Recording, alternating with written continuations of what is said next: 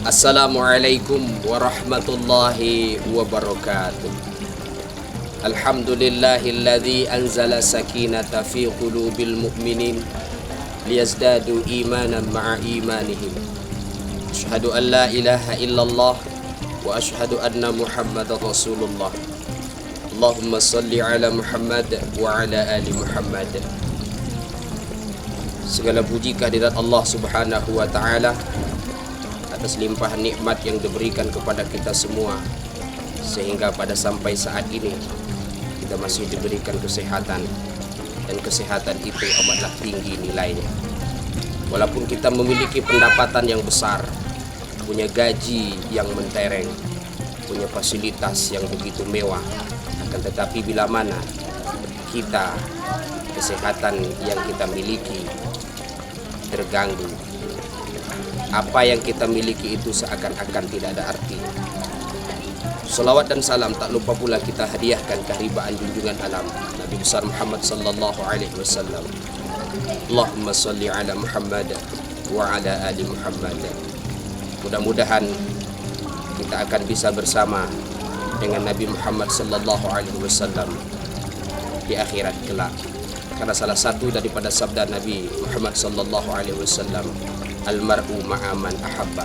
Seseorang itu akan bersama dengan orang yang dicintainya. Para pemirsa yang dimuliakan oleh Allah Subhanahu wa taala, tidak dipungkiri setiap kita pasti memiliki orang yang kita anggap istimewa. Dan bila mana seseorang yang kita anggap istimewa tersebut lama tidak bersua, lama tidak berjumpa, akan ada rasa kerinduan di dalam hati. Dan bila mana lama kita tak bertemu, jangankan ada informasi kita akan berjumpa dengannya, dapat kabarnya saja sudah berbahagia hati kita. Maka oleh karena itu, bagaimana kita memperlakukan seseorang yang kita anggap istimewa tersebut? Kehadirannya kita nanti-nanti. Bila mana orang tersebut mengkabarkan bahwa akan berjumpa dengan kita akan memperlakukannya dengan baik dan mempersiapkan segala sesuatunya untuk menyambut kedatangannya. Analogi yang demikian itu erat kaitannya dengan Ramadan yang diistimewakan oleh Allah Subhanahu wa taala. Maka salah satu daripada keistimewaan yang diberikan oleh Allah melalui bulan Ramadan ini, yakni diturunkannya Al-Qur'anul Karim. Syahrul Ramadan alladzi unzila fihi al-Qur'an hudan linnasi wa bayyinatin minal huda wal furqan.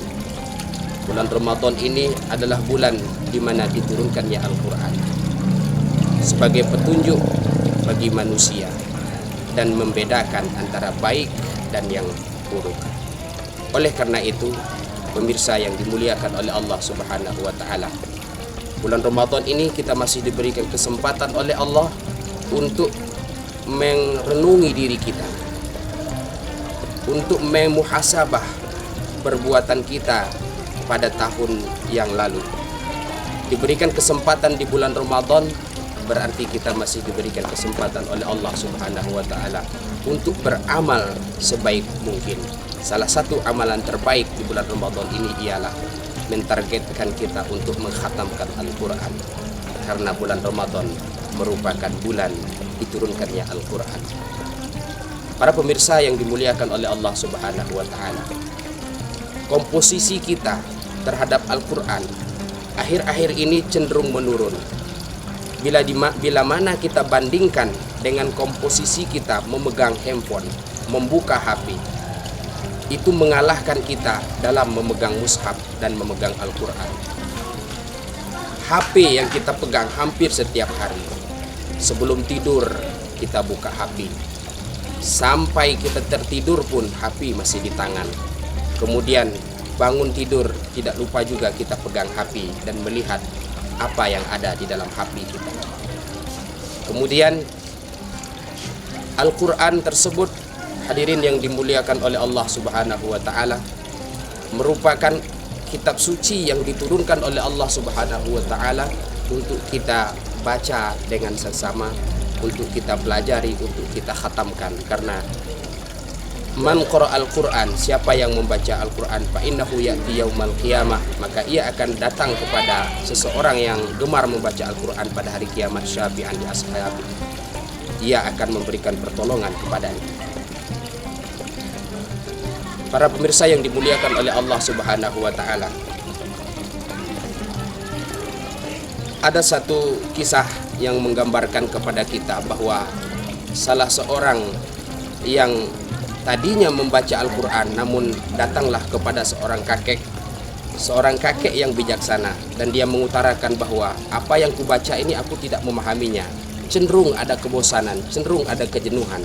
Maka kakek ini dengan tersenyum getir lalu memerintahkan kepada si anak kecil ini tadi untuk membawa keranjang sampah yang ada di hadapannya.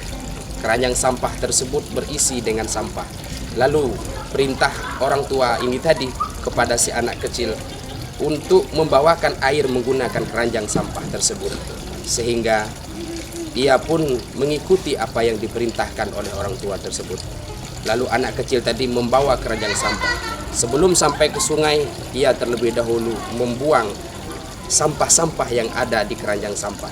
Lalu dia pergi ke sungai dan diciduklah air dan dibawakan kepada kakek tersebut. Sampai di depan kakek, ternyata air yang tersisa hanya sedikit.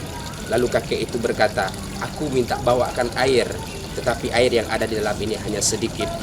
Kemudian anak kecil tadi berlari lagi ke sungai yang sangat cepat dan melakukan hal yang serupa. Sampai di depan kakek tersebut, ternyata air yang tersisa di keranjang sampah itu pun masih sedikit. Lalu diulangi lagi sampai 3 kali anak kecil ini pergi ke sungai membawa keranjang sampah, dan begitu cepat bergegas lari ke tempat kakek ini. Kemudian sampai di depan kakek tersebut, apa yang dilihatnya, ternyata air tersebut hanya sedikit tersisa di keranjangnya. Maka anak kecil tadi berkata kepada sang kakek, wahai kakek, apa yang kulakukan ini terasa percuma, dikarenakan tidak mungkin saya membawa air sekeranjang ini, karena keranjang ini bocor. Keranjang ini tidak akan bisa menampung air yang banyak yang sesuai kakek inginkan. Lalu kakeknya merespon dengan senyuman, perlu kau ketahui wahai cucuku, bahwa apa yang kau lakukan ini tidaklah sia-sia. Memang kau tidak berhasil membawa air sesuai dengan yang kuinginkan, tapi perhatikan kepada keranjang sampah yang ada di hadapanmu ini. Apa perubahannya? Lalu dicernanya dan dituturkan bahwa keranjang sampah tadi yang terisi sekarang sudah tidak ada lagi isinya. Keranjang sampah tadi yang kotor karena dia bawa ke sungai dan dicelupkan ke sungai, terkikis secara perlahan sehingga keranjang sampah tadi menjadi bersih. Begitulah gambaran bagi orang-orang yang suka membaca Al-Quran, minimal bisa membersihkan hatinya, melembutkan jiwanya, akan sensitif dengan panggilan Allah Subhanahu wa taala, dan insya Allah Al-Quran itu akan menjadi bekal dan memberikan syafaat kepada orang pembacanya di yaumil akhirat kelak. Demikian pemirsa yang dimuliakan oleh Allah, mudah-mudahan Ramadan kita membawa keberkahan bagi diri kita. Billahi taufiq wal hidayah. Assalamualaikum